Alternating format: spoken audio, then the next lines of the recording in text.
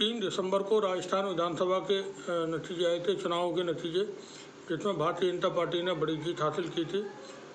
वहाँ 200 सीटें हैं, 200 सीटों के एक सीट कम पर चुनाव हुए थे। 199 सीट पर, एक सीट पर कांग्रेस के प्रत्याशी उनकी डेथ हो गई थी, जिसके बाद ये चुनाव रद्द हुआ था। वो चुनाव अब हुआ है, आज उसके नतीजे आए हैं। और ये करणपुर, श्री करणपुर सीट है राजस्थान की, जहाँ करणपुर विधानसभा चुनाव में कांग्रेस के प्रत्याशी रुपेंद्र सिंह कुंदूर ने बीजेपी प्रत्याशी सुरेंद्र पाल सिंह टीटी, जिन्हें हाल ही में भारतीय जनता पार्टी की सरकार ने, राजस्थान की सरकार ने मंत्री बनाया था, मंत्री पद की उन्होंने शपथ ली थी और ये एक सप्ताह पहले उन्हें मंत्री बनाया गया था। आज वो 12,500 से ज़्यादा वोटों से हार गए हैं। बीजेपी को ये बड़ा सेटबैक है, क्योंकि अभी उन्होंने बड़ी जीत हासिल की थी और 1 महीने के अंदर ही उनका मंत्री चुनाव हार जाता है।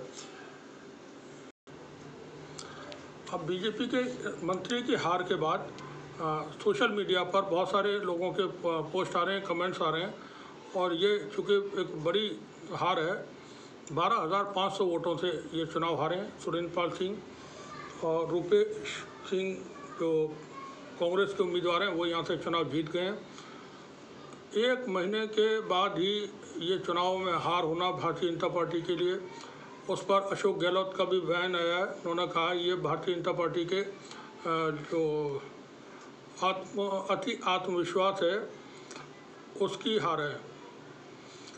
तो बातें तो होंगी, क्योंकि बातें ईवीएम को लेकर के भी हो रही हैं, लेकिन यहाँ पर थोड़ा हम बता दें कि जो कांग्रेस के उम्मीदवार हैं सुरेंद्र सिंह कुन्नूर, इनके पिताजी इस सीट से उम्मीदवार थे, उनकी डेथ हो गई थी, जिसके बाद फिर सुरेंद्र सिंह कुन्नूर यहाँ से चुनाव लड़े, तो उनके लिए सिंपैथी का भी कंटेंट रहा होगा इस चुनाव में, और वो चुनाव जीत गए हैं। 12,500 से ज़्यादा वोटों से उनकी जीत हुई है। भारतीय जनता पार्टी के उम्मीदवार जो इस वक्त राजस्थान की सरकार में मंत्री हैं, वो चुनाव हार गए हैं।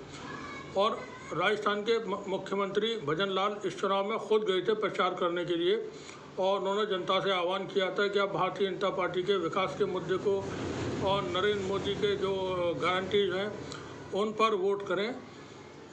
तो ये तो हार हो गई आज।